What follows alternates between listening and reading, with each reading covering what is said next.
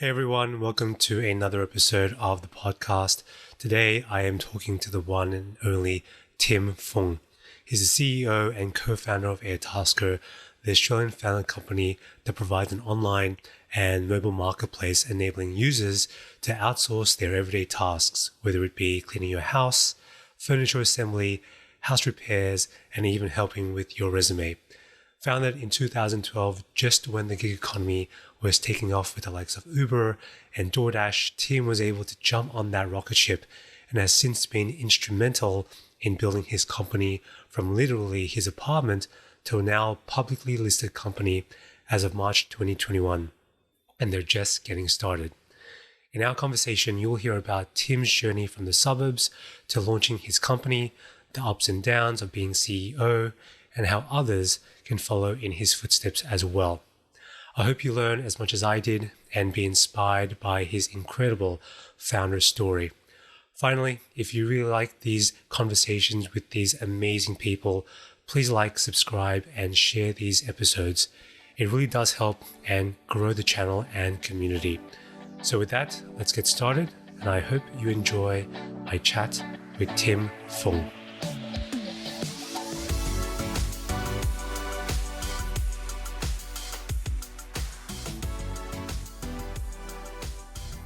Tim, thanks for joining the episode. I really appreciate you coming on. Barry, thanks for having me. Look, Tim, I think I've wanted to get you on the episode for quite some time, and I think Airtasker is one of those companies that are doing interesting things, and I think I want to sort of get into it a little bit more. But for those who are sort of new to sort of what you guys are up to, maybe you want to give a quick spiel on what Airtasker does, and we'll go from there. Sure. So Airtasker is a marketplace for local services. Our mission at Airtasker is to empower people to realize the full value of their skills. So where we are looking at ourselves, primarily looking at the supply side of the marketplace, our taskers, and looking at ways that we can take those skills and help people to monetize those skills. So in terms of the product and what Airtasker is, our vision is to become the most trusted place to buy and sell local services. We do that primarily through our initial model, which we call the open marketplace model, which is where you post a task. You can post any kind of service problem that you need solved. Our taskers will make offers against your task, and you pick a tasker and move through the process and buy services that way. We've also developed a new marketplace model called listings, which is sort of the reverse of that, where now we're enabling taskers to be able to package up services that they offer and be able to put them on the shelves of the Airtasker store.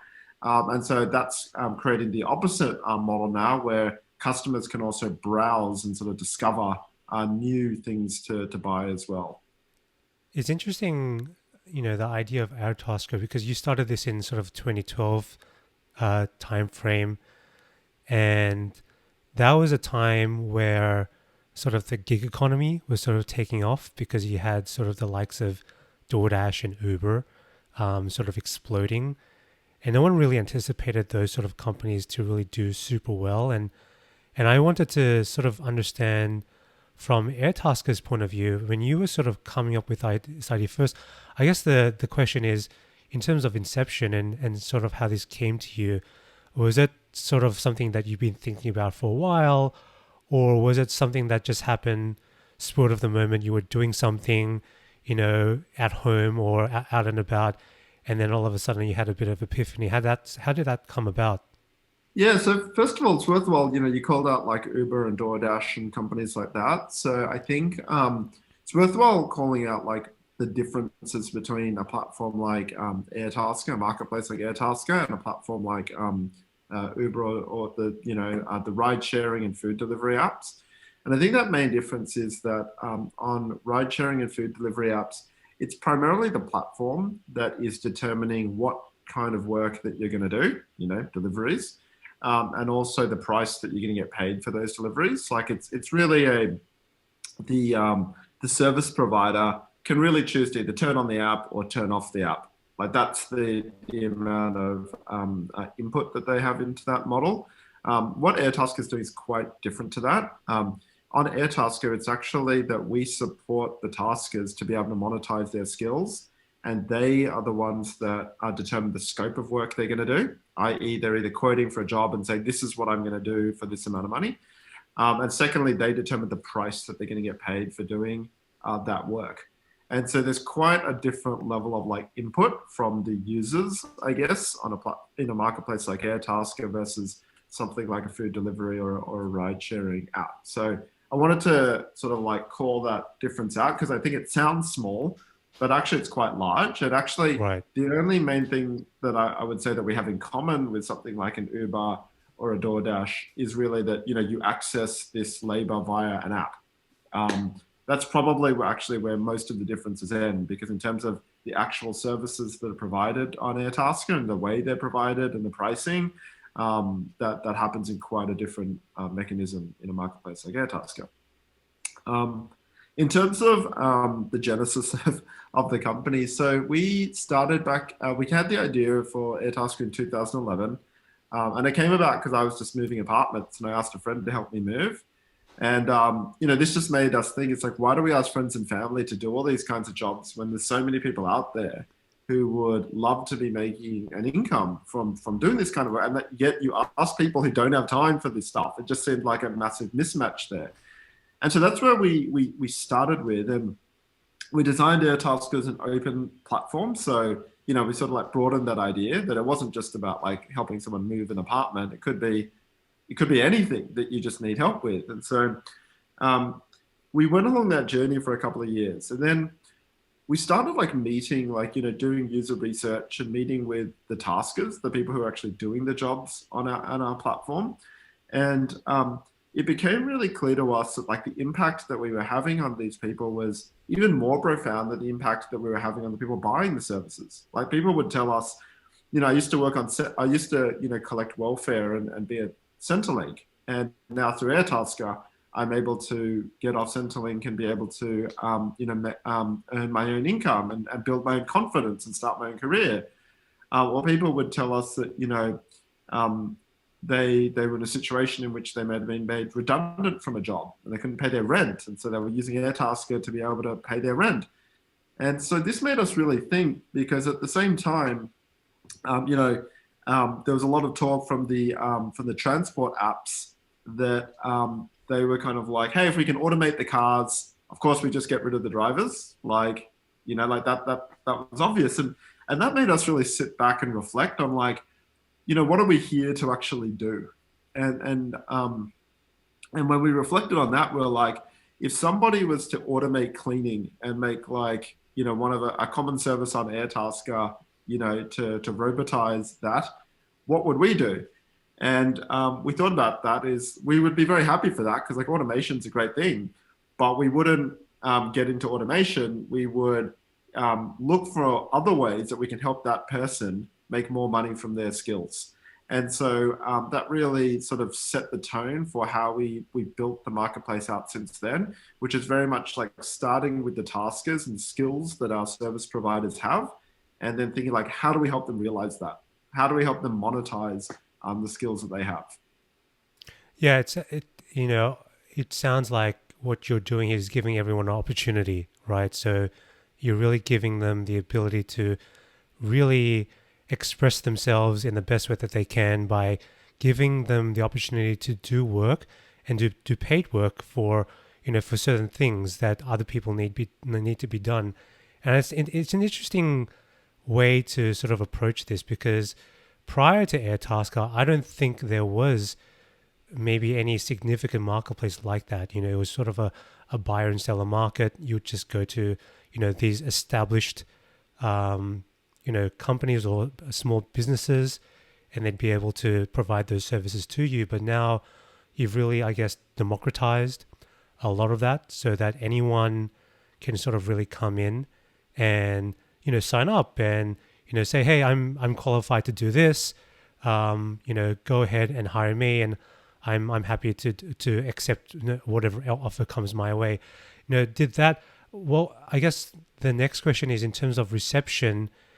Did you find that in Australia specifically, there was a lot of people gravitating towards that? Because I can see that this idea of things needing to get done and sort of outsourcing to other people is more of a global thing, and obviously Australia is where it started, but I would imagine that whether you bring this to the US or Europe, there's definitely a need for this type of service out there. Yeah, well, I guess maybe again, I'll start with sort of like a distinction between like, the offshoring platforms. So if you look at something like freelancer.com Mm-hmm. or Fiverr or something like that.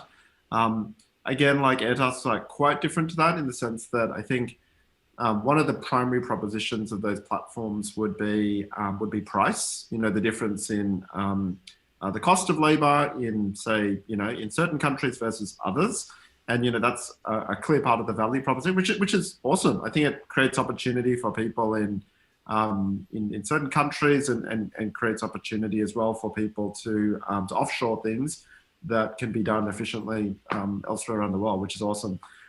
That is quite different though to what Airtasker does, which is we're all about local services. That doesn't, I always have this debate internally as well, but that doesn't necessarily mean that they're all face-to-face services, but it is about local services. Like in each market that we're in, it's about connecting with someone to do a job for you, either person or where there's, some sort of like local aspect to it. For example, like, an architect or an accountant or something like that, where, if you're in the US, you'd want to have a US-based accountant. If you're in Australia, you want to have a Australian-based accountant. So that's sort of the distinction. Second thing I would say is like Airtasker and what we're doing is very much under the premise that every single person has unique skills. There's all of these skills out there, and it's really interesting because we often look at certain skills as being like official skills, and other people as being unskilled. And the way that we actually look at it at Airtasker is like, no, all of those things are skills. Like if you are better at doing something than somebody else, then there's an opportunity for you to be able to do that for them and to add value doing that. And even if that thing may not be like generally recognized, it's definitely true. So I can tell a bit of an anecdote. This is that, early on when we were designing the Airtasker office, well, it wasn't really designing, but we were putting together the Airtasker office in the early days. I was putting together these IKEA stools, and it would take me like 15 minutes with the pre-packaged Allen key to put these stools together. And I had to put together like 15 of these stools. And so I was like, oh my gosh, this is going to like take me ages. So I was like, this is probably 3-4 hours work. And so I posted it on Airtasker and I said, hey, someone come and assemble these stools. And I put it up for $120 because I was like, 3-4 hours at $30 an hour, it's probably $120. Person comes along, they turn up with like a pocket drill, Stanley knife, and like clearly they knew what they were doing. Like when they opened up all the boxes, they just created an assembly line. First do all the unboxing, put them all down, line up all the screws, and then just bang, bang, bang, bang, bang, bang, bang, put it all together. And they got that done in like 40 minutes. And so I was kind of like, oh, so that person actually earned like $180 for like, per hour during that time. But yet it would have taken me 3-4 hours to do this job. And so when I think about that, it's like, maybe IKEA furniture assembly is not considered a skill, a formal skill, but the way we see it is that is definitely a skill. And so just coming back to that question about that thesis for Airtasker is we think there's like these skills that are out there everywhere, but like there's just no way for you to access them or connect with them. And so it's quite similar to like what Airbnb is doing or what Car Next Door, like a car sharing website, is doing. It's actually like flipping it the other way, which is to think there's all these skills out there everywhere. How do we make the most of that asset that exists in our community? And that is what Airtasker is doing. And that's why we really think about it, starting from our service providers and our taskers, rather than thinking about it, from the other side of the market. Super interesting. I want to sort of take Airtasker back to sort of its early days and sort of understand your journey from there, because I think it's interesting for the audience to hear not just how about Airtasker, but just how any company sort of begins. Everyone has their own roots, and for you, you had a co-founder. Um, did you meet? Did you know each other beforehand? What was the relationship between you and your co-founder in sort of getting Airtasker off the ground? Yeah, so maybe a good place to start would be, yeah. So I'll take a few steps back. So I studied marketing in uni, and then Mm-hmm. came out and did investment banking for about 5 years, and got my head beat in as like an analyst, Right. doing Right. lots of modeling and things like that, which was a great training ground. I then moved to a fashion modeling agency called Chic Management, which looks after Victoria's Secret models and things like that. And that was a little bit of like a creative segue in my career.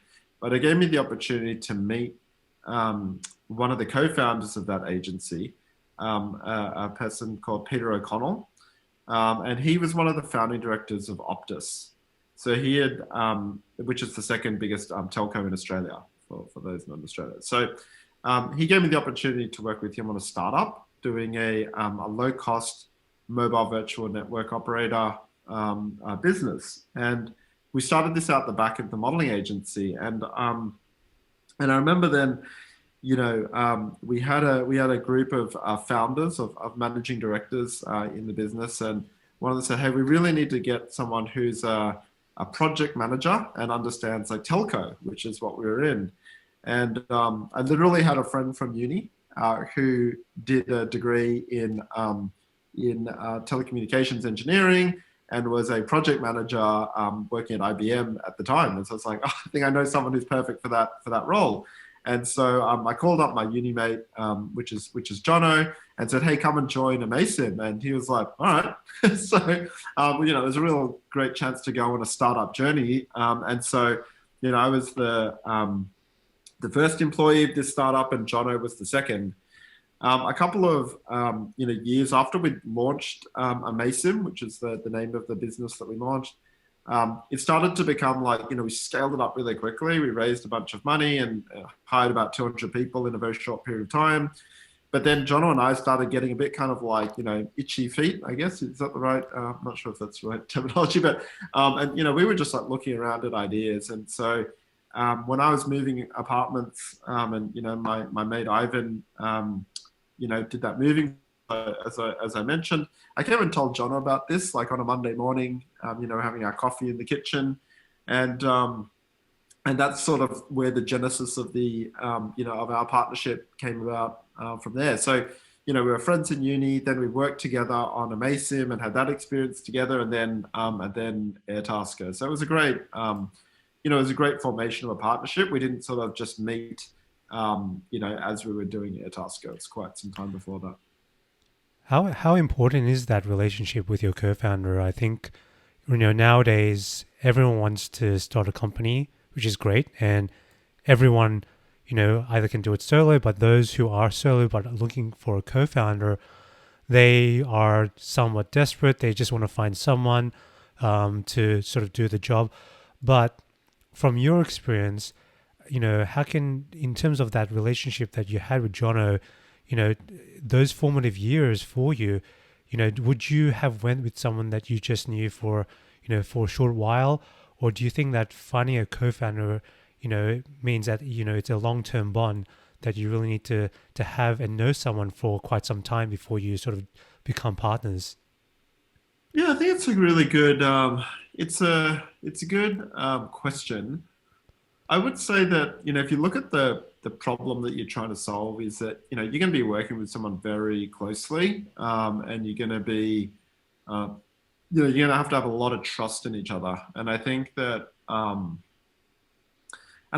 trust can be built though in many different ways. That could be because you've got a lot of years working together or you're friends before that, but that can definitely have downsides too. You know, it can be pretty like scarring doing a startup. It's full on, and so I think that's one possible way you can solve trust. Working with friends, but comes with downsides. I think it could also be that you've got a great professional relationship, or that you've really got respect for each other's craft and the way that you think about stuff. So I don't think there's any like one answer to how you find a co-founder, or like what's the best solution, or whether you need a co-founder, or whether it should be one person, two people, three or four in a team. I think you do have to let that happen organically. But I do think that it's all about just finding people that you can trust, and that's typically not an easy thing to find, someone who's on the same sort of wavelength as you. I think one other thing that I would sort of call out is like having the courage to talk about some of the hairier topics up front. And the classic one is like, who's going to be the CEO? I think, and I'm of a look. I think that there's always exceptions to every rule, so you don't want to like create rules and things that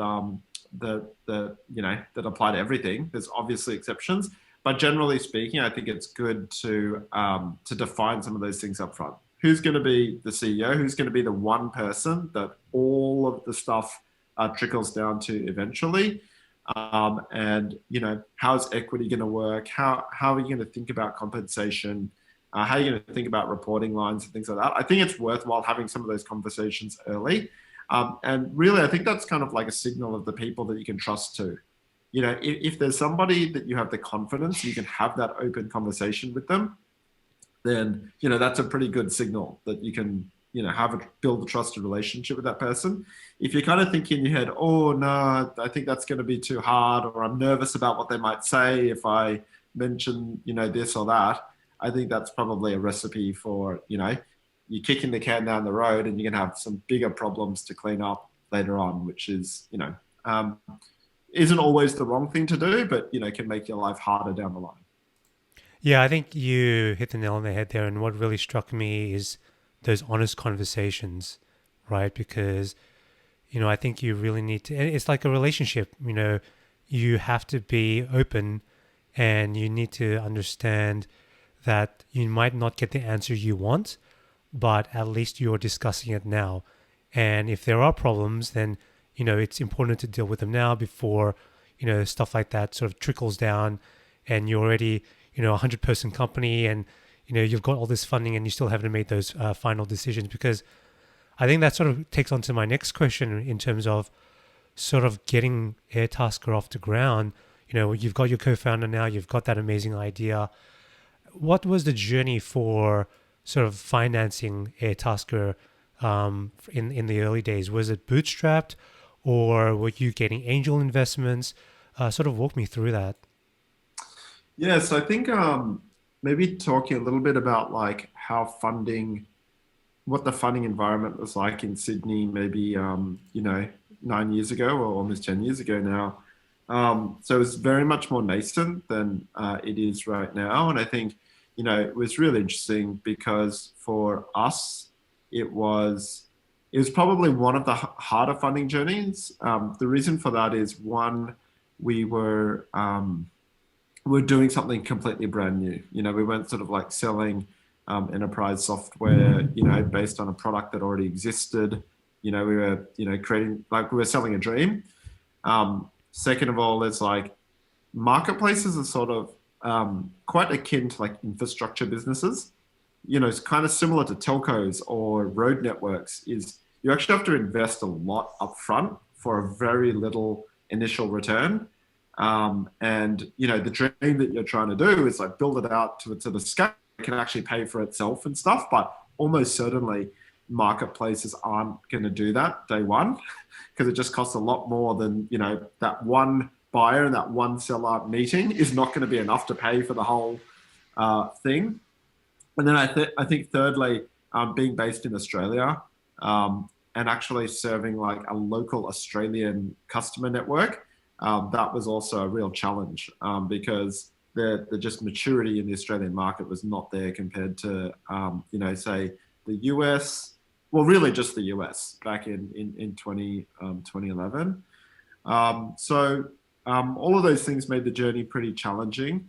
Um, the way that we went about doing that is, first of all, we had to show that we were serious. So, Jono and I both put in some initial capital early on to, really demonstrate to people, hey, we're prepared to put our own money behind this. And, think about that, those were low 5-digit numbers.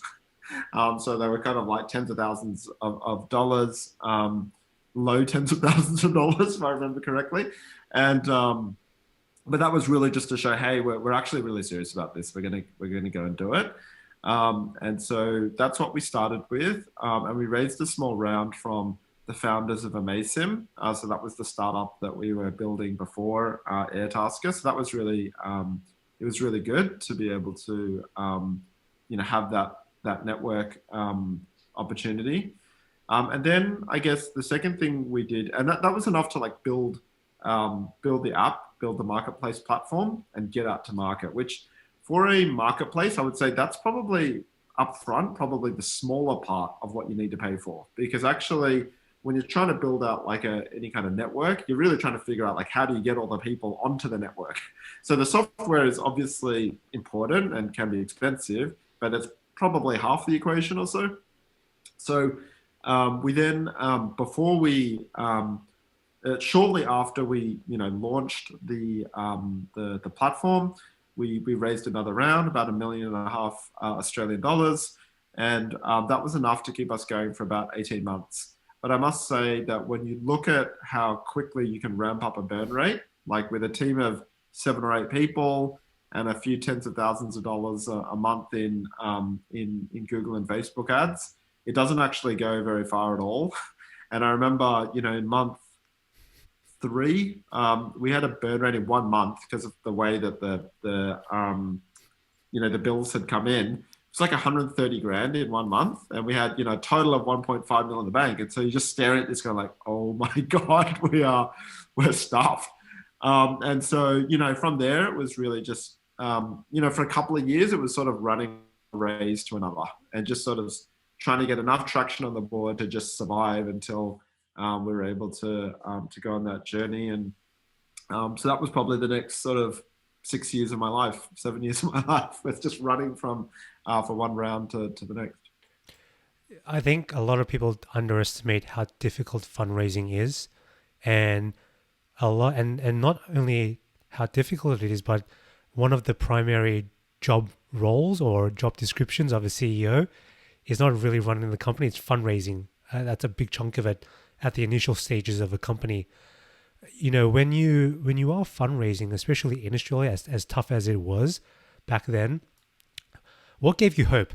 How did you know that you were onto something? That I know that this sucks. I don't like fundraising, but I know that we're getting there slowly but surely. What kept you going in the right direction?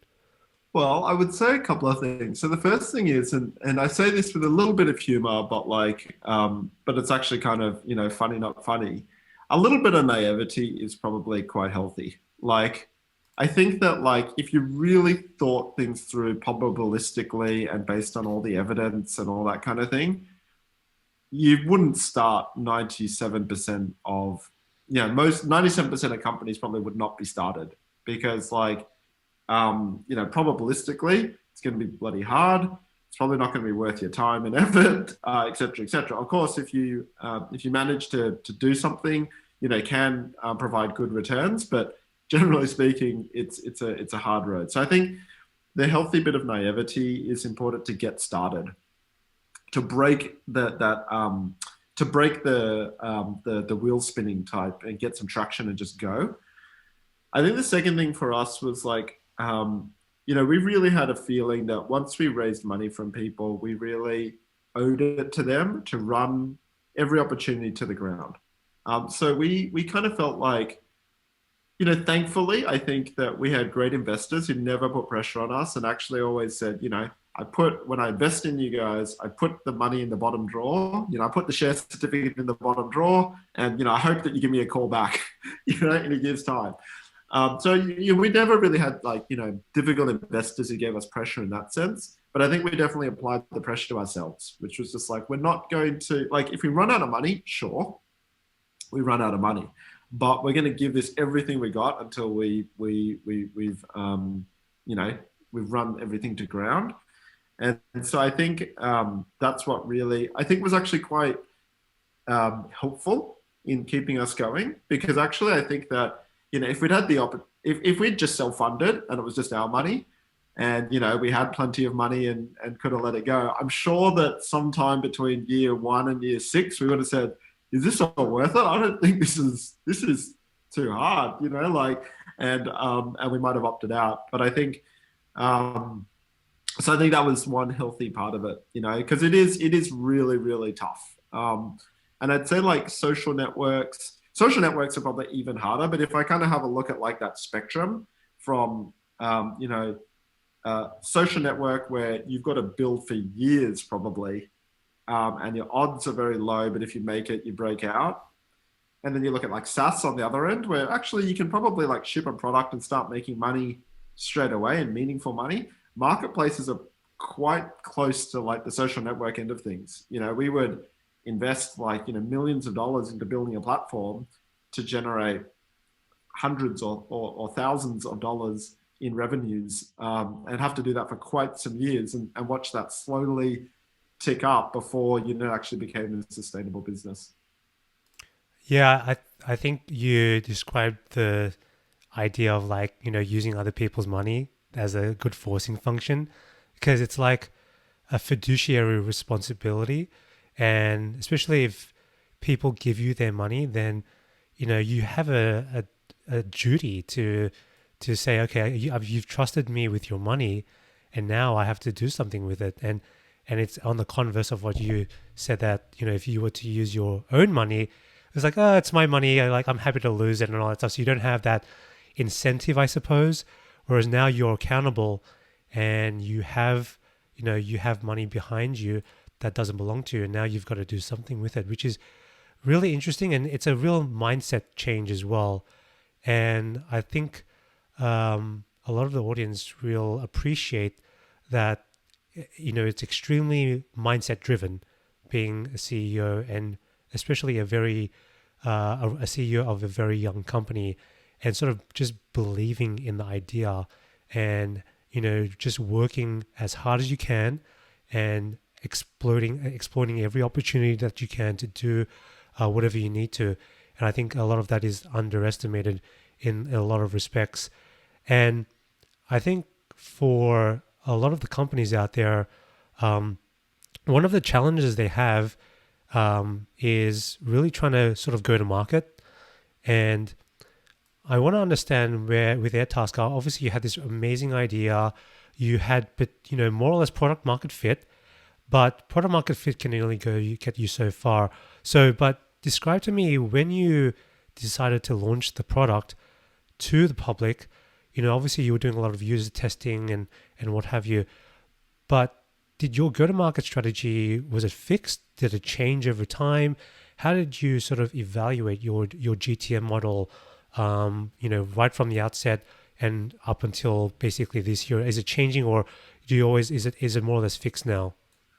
Well, I think this is we could talk for hours on this topic. I think that one of the, obvious but not obvious things about, anything that's sort of user generated content, or a marketplace, or a platform type business, is that the customer experience is, obviously driven by the product, but the product is not just the software that you're building, and that's just the interface that you're dealing with, but the product is actually the marketplace. And so we describe that at Airtasker as the marketplace is made up of the software, and we're using that word in jest, but the software, the code that we write, plus the liquidity in the actual marketplace. What that means is that, unlike say a SaaS product where you might create the software and then go to market with that piece of software, uh, um, with the product that you're building in a marketplace is you actually go to market with half a product because you're only going out with the software bit, but you have no actual users on the platform. And that's why I think that when you're dealing with marketplaces, is actually you kind of have to. The big difference is that the product is literally evolving over time, and so you don't really go to market per se. It's almost like you go to get some liquidity so that you can actually have a product, so that you can eventually go to market. You know, if you had to make that analogy. And so one of the really hard things is again why what makes it difficult is that you need to have some quite high conviction in what you're doing. Like, so you build the marketplace platform, you then go to market, and you've got to then build the rest of the product over time by doing marketing and building up that liquidity. And I think as much as it would be awesome if you sort of just went to market with a piece of software that was so strong that it just built up its own liquidity, I think that's probably not the case in most marketplaces. And so you're constantly looking for that ways, like how do you build in those growth loops and how do you do marketing that's like so efficient that you can actually survive that period as you're building out the liquidity. And so we spent the first sort of 6-7 years just trying a whole bunch of different things, you know. And I think the answer, which is probably disappointing for most people, is like there is no one like, oh, we did this one thing and then just built this flywheel and it just took off. It was more like we tried a whole bunch of things. Some of them were complete fails. Some of them were like mediocre fails. Some of them were like mediocre wins. And occasionally you had some step change wins. But they weren't necessarily things that were always repeatable. You know, even when you had some of these wins, it wasn't kind of like, oh, okay, cool. So we did that. Let's just do that again and do it again. It was more kind of like, great. So we've tapped that. Now what's next? So I think it's just like constant iteration and experimentation and getting used to things not working and then iterating on them. Yeah, I think that's a valuable lesson to everyone that's sort of listening and sort of gives them an idea that there's no recipe, I suppose. It's sort of like just trial and error because every model is different, every marketplace is different. You know, what might apply to Airtasker might not necessarily apply to Airbnb, for example. So I think it's really just you just sort of got to go in, maybe brute force it a little bit and then optimize thereafter. But once you sort of narrow down and you've got the crosshairs in range of where you want to aim, and then I guess that's where you sort of double down and triple down. But it's really just scanning the market, doing whatever you need to, and sort of trying to identify what is gravitating towards people and what is not. And again, unfortunately, part of that is sort of trial and error. I want to sort of shift gears a little bit here and just talk about sort of go back to the mental aspect of what you guys are up to, because and what sort of running a company is all about. Because I think one of the reasons why I like doing this sort of stuff is sort of reaching out to people and getting to understand how they think. And for me, as we spoke about before, mindset, how important is sort of, mindset when it comes to being a CEO, and not just sort of being the CEO, I guess maybe on the leadership team, but I guess it applies more specifically to the CEO because they're making all the decisions. If you're at the helm of an entire company that's growing or that isn't growing, how do you compose yourself on a day-to-day basis? Do you have a routine? How do you make sure that you're living more or less a balanced life, but making sure that you're not overly stressed when you're sort of starting to build your company? Yeah, so I think look, I definitely don't have all the answers to that question, but I'd say structure is a good place to start. I think trying to have some. So for me personally, even when we were starting Airtasker, obviously we could have just worked from home. Everything that we do is effectively remote, etc. But we prioritized like having an office so that it was like go into work 8:30 in the morning. Work go home at 7 o'clock or whatever we were signing off on at that time. And, the aim there, and it's not always that we were able to follow through with this, but the aim there is like, you come to work, you sprint, you do your time, and then you go home and you do something else. And to just create a bit of like boundary and a bit of structure. I must say the first 2 years, that's probably a bit fruitless. Like you're just going to end up, like even when you're at home trying to relax, the least relaxing thing that you can do is know that there's a fire burning somewhere that needs to be put out and try to relax. Like I don't actually think that that's a great a great way to relax. So that didn't work all the time. But I do think like creating some structure is good. I also like my thing is like I just go for a jog in the morning and sort of like do some exercise, and it's only a couple of Ks. Like I don't do a huge workout or anything, but it's good to just sort of set some structure in the way that we do things. So that's one thing I would say to like get into a good mindset. I think the second thing is, we talked a little bit earlier about like trusted relationships and like being able to have a team around you that you do trust. And I think what that comes down to is really like making sure things are said that need to be said. And I do not think this is something that I necessarily did well. Like, when I think it's just something that you kind of learn with experience over time. Or at least for me, I had to learn it over time.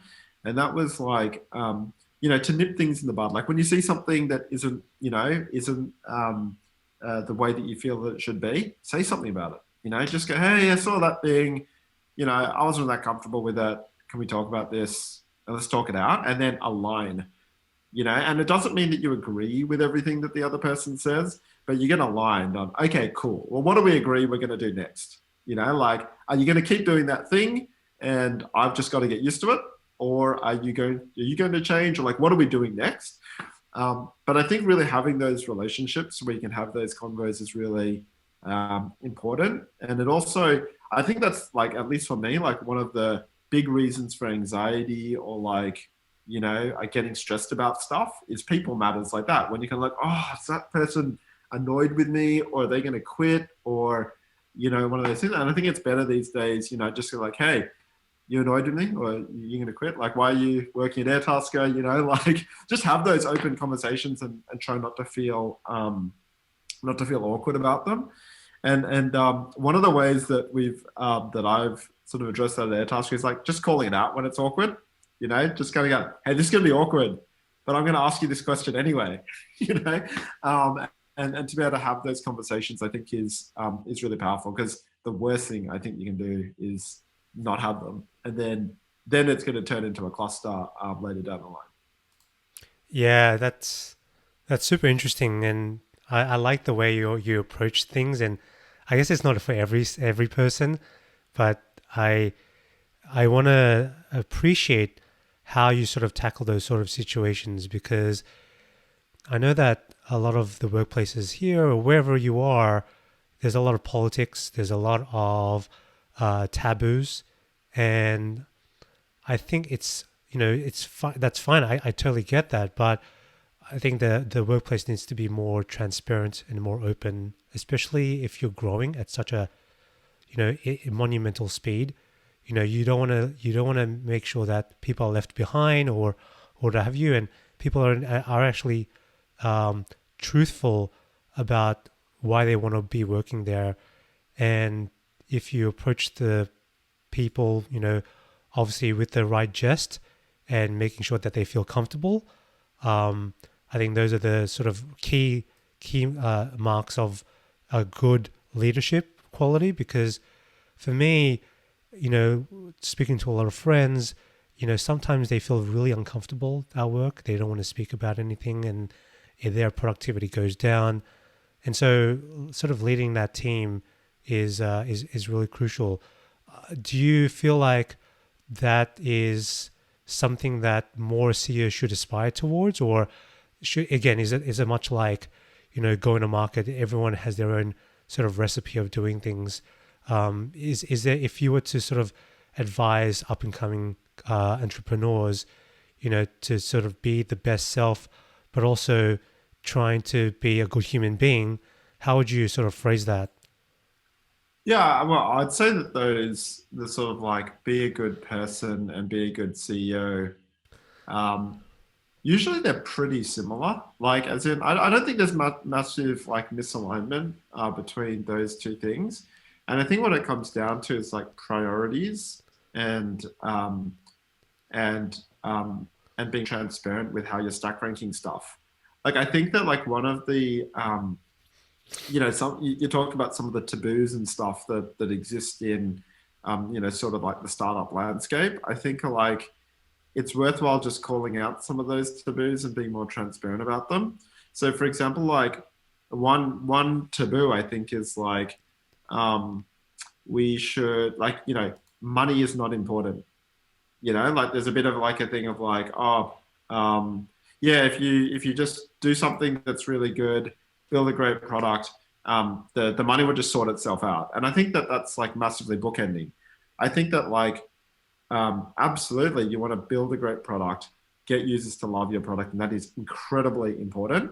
But to say that, say, money is not important is not true. Like, you do not like you can't pay yourself. Like, you need to be able to pay your salaries and be able to like do stuff. And so I think that like you know, often you'll hear people say things like, "Oh, but you're only doing that just for money." It's like, what? Like, why is that? Why would that be a bad thing? Like, we absolutely do need to make money. Like, that is how we pay all of our salaries, and people pay for the food that they put on the table. So, like, I think just like being clear about those priorities. And so it's not about like who's a better human. Somebody might say, "Hey, we should make all our products like 99% cheaper so that more people can get access to them." It's like, yeah, but that wouldn't be balancing against keeping enough revenue to be able to employ people, to be able to build a great product, to be able to keep reinvesting into that thing to make it even better. So I think that's like one example where it might feel like one person is like compromising being a good human for being a good CEO. But I think actually, if you want to do both of those things well, it's just about being really frank and honest about like what are the priorities in this company. And so, it might be a case where you need to make redundancies, and that is the best thing. That's probably going to be the best thing. Like, if a situation where that's the case, it could be it's the best thing for your users, for those people, for the company, etc., is to make redundancies. And it might come out on the surface that it feels like, oh, you're not prioritizing people. You're prioritizing making cash or something like that. But you've got to think about like, well, what's the impact on your shareholders? What's the impact on your users? What's the impact on having people in the organization when they know that they're not performing and they're not actually adding value? Like, is that a good thing to do that, to keep someone around when they're doing that? So, I think to summarize that up, I don't think being a good CEO and being a good human are two different aspirations. I think they're pretty much the same. Yeah, I think there would be probably, maybe a few people out there who would think otherwise, but I think for the most part, there's definitely an agreement there. And, you hear about your Steve Jobs and your Elon Musks and all that stuff, and, behind closed doors, they're just, extremely savage and rude people that just wants to grow their company at everyone's expense. But at the same time, you definitely have a point is that, you're trying to make sure that you're not hurting anyone's feeling. Like, it's not personal at the end of the day. It's like, how do I make the business successful so that everyone can be successful, whether it be the shareholders, the employees, the customers, the users. So it's not about one particular individual per se. Yeah, I think that's exactly right. And I think that like where it becomes like not cool is if you're not transparent about those kinds of things and you're not honest about those kinds of things. Like, I think that like if you think about someone like Elon Musk, and I've never met Elon Musk, I have no idea what his motivations are 100%, but he's probably it's possible there that he's sort of like, look, there's different people, right? There's people who want to, there's the human race who wants to like colonize Mars, and then there's an employee that I have, who's not performing well. Which one am I going to do? Am I going to make sure that person who's not performing well, still, continues to earn good money and has their job, or am I going to prioritize getting, to colonize Mars as quickly as I can? And in his head, he's probably going like, I think it's a very easy trade-off. I'm going to prioritize the people who want to get to Mars versus the person who's not performing in my company. And yes, it's going to hurt this person for a day, but it's going to help, I don't know, 1 billion people move to Mars in the future. And so I think that, like, again, it just comes down to like being honest and transparent, I think, with like what your goals and your priorities are. And, I think if you can do that, then it's actually like, and I've seen this happen, like in various situations, is like that employee actually goes, oh yeah, you're right. I'm not the best person to help us get to Mars. You know what? I don't have a role here and I shouldn't be here. I'm going to go do something else where I can, make the most out of my skills that I do have. But yeah, again, I think it's all about just honesty and transparency and knowing what's important. 100%. 100%. I want to fast forward a little bit with Airtasker and sort of jump to the past few years. I think you guys have been kicking goals and doing super well. And I think a lot of people want to sort of learn about, the growth trajectory that you guys have been taking, especially with the IPO. So first off, congratulations. And secondly, what was the impetus behind the IPO? I think right now, especially in the US, whether it be IPOs, going through SPACs, it is gangbusters. Everyone wants to sort of go public or get acquired and sort of have a nice exit. But I want to, maybe you can sort of educate everyone about what was the sort of process for Airtasker going IPO? Is it different to the way it works in Australia compared to sort of the US? Maybe sort of explain how all of that unfolded. Yes, I don't have great visibility on how it works in the US because this is the first time I've ever done this, and I've only done it once in Australia. I think that it's like broadly pretty similar. It's a pretty similar process. We did a traditional IPO in that sense, rather than like a SPAC, which in Australia, they do have things like reverse takeovers and things like that, where you you get acquired by a shell that already exists on the public markets and things like that. So all of those mechanisms do exist in Australia as well as the US. In terms of like the motivations for being a public company, I think there were like two main motivations for us. One was the primary one was all about getting like rapid access to agile capital. And as I mentioned to you, I think raising at larger rounds in Australia is something that's pretty challenging, I would say.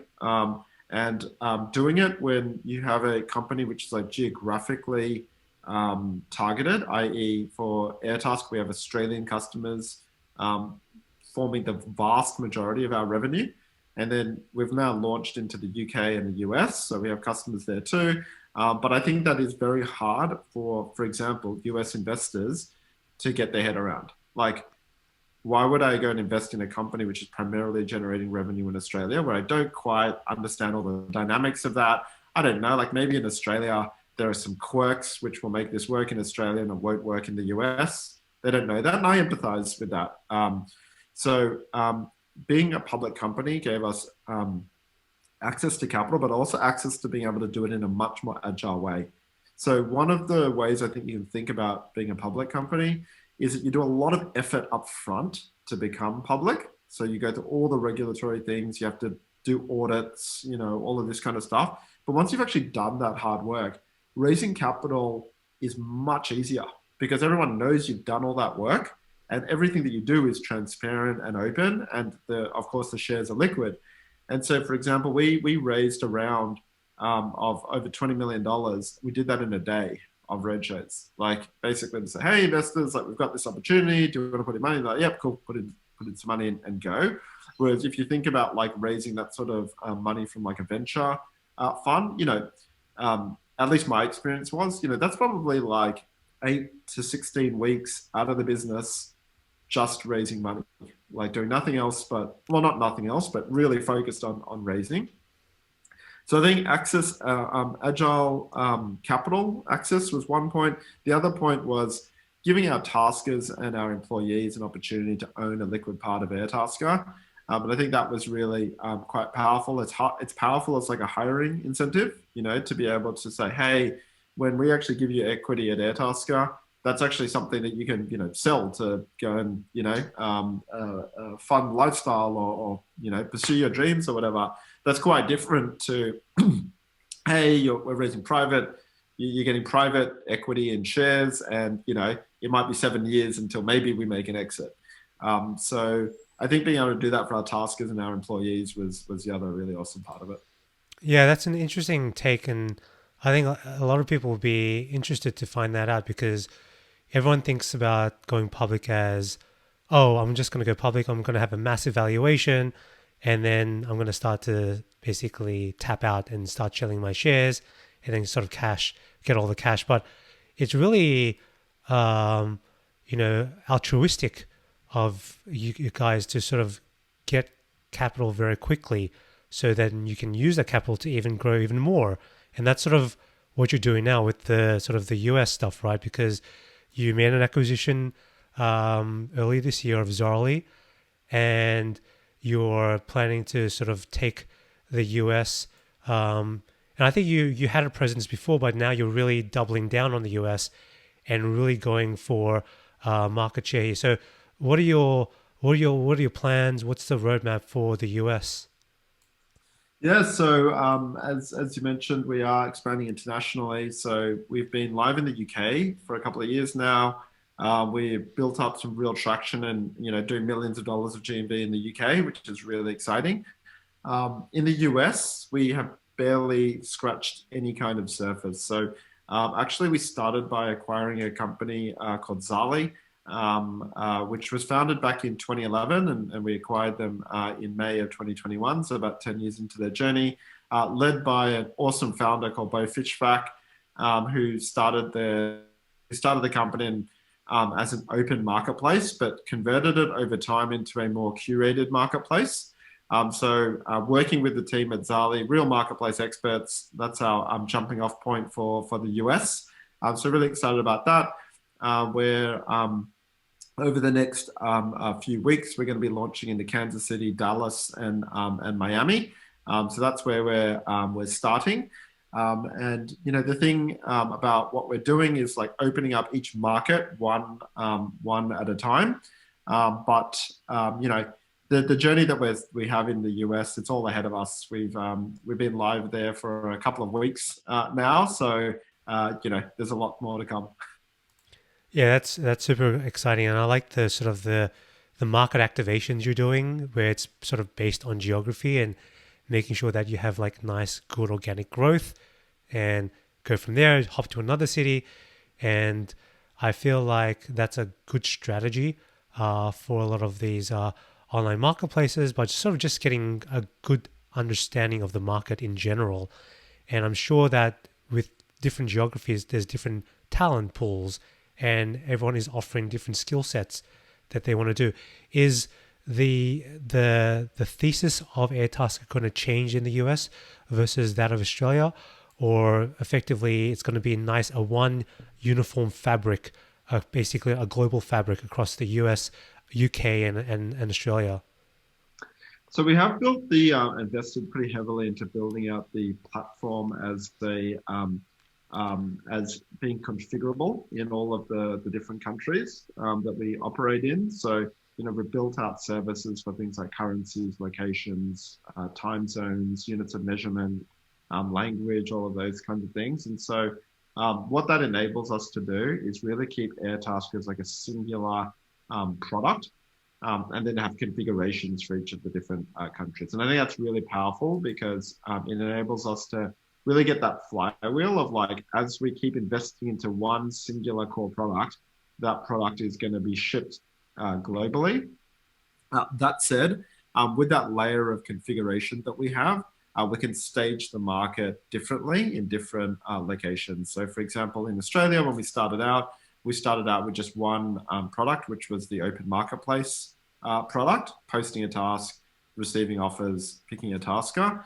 But now with listings, we can experiment with like, does it make sense to actually start with the other side of the marketplace in some geographies? Start with taskers being able to package up services and offer them through our discovery experience. So we're going to be experimenting with all of those different types of configurations, and I think that gives us like much more surface area to move faster and accelerate growth in the US and the UK. Awesome. I think we're sort of hitting the mark here, but I definitely want to close out maybe with a few more questions, but more so, what is your advice for budding entrepreneurs? I think there's, especially in Australia, there's a lot of amazing companies coming through the works, a lot of great founders and really ambitious people. If they're scared about starting a company because they either don't have the money or they feel like they're going to be a failure to their friends and their family, what's your, I mean, what would be the best advice that you would give to all of these entrepreneurs to sort of continue doing what they have to do to build and sort of not give up? Yeah, I think I would say it's good to surround yourself with other people in the industry. I think my advice would probably be to start at a bigger organization and sort of work your way down, because I think that in terms of like going out and starting your own company, it is incredibly ambiguous, and there's like just so many things that can work in different ways. So I think it's best start working in a company, surround yourself with people who have done things before, learn from that experience, and then work your way down. Too good. That's simple and very effective. Tim, thank you so much. If anyone wants to get in touch with you, what is the best way? Any platforms, any social media that they can reach you out to? Yeah, probably LinkedIn is where I'm at. So I'm Tim J Fung on LinkedIn, or you can just find me. All right, I'll put all of that stuff in the description notes at the bottom. But thank you so much. It was really amazing to chat to you, and I'm hoping that the audience will get a lot out of our conversation. Barry, thanks so much, man. No problem. Thank you.